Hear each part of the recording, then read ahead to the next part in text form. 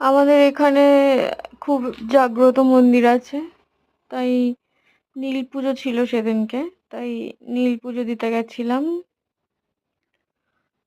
বাবার মাথায় জল, মানে শিবের মাথায় জল ঢালা হয়ে গেছে। তো তারপরে এই ধূপ ধরিয়ে দিচ্ছিলাম আর মোমবাতি, ধূপের পরে মোমবাতিটা ধরিয়ে দেব। তো আমাদের বাড়ি অ্যাকচুয়ালি টাকিতে। টাকি খুব ভালো ভালো ঘোরার জায়গা আছে। তো যারা এখনো টাকিতে আসোনি তারা টাকিতে এসে ঘুরে যেও। খুব সুন্দর সুন্দর জায়গা আছে। কেউ যদি জায়গার নাম শুনতে চাও, মানে ঘোরার কি কি জায়গা আছে, কোথায় কোথায় আছে, তাহলে কমেন্টে জানিও। তো টাকিতে আমাদের মানে একটা জাগ্রত টাকি কালীবাড়ি আছে। তো সেই কালীবাড়িতেই পুজোটা দিচ্ছি।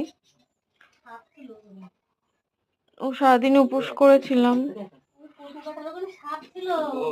তো ধূপটা দেওয়া হয়ে গেছে, মোমবাতিটা আগেই দিয়ে দিয়েছি, তারপরে ধূপ দিচ্ছিলাম, দেওয়ার পরে হয়ে গেছে। তারপরে একটু মন্দিরের সামনে একটু পোজ দিচ্ছিলাম। ভীষণ রোদ বলে সেই জন্য মন্দিরের ওপরে তাঁবু মতো টানিয়ে দিয়েছে। তো সবকিছু হওয়ার পরে একটু ভিডিও দিচ্ছিলাম, তো সেগুলোই তোমাদের সাথে শেয়ার করলাম।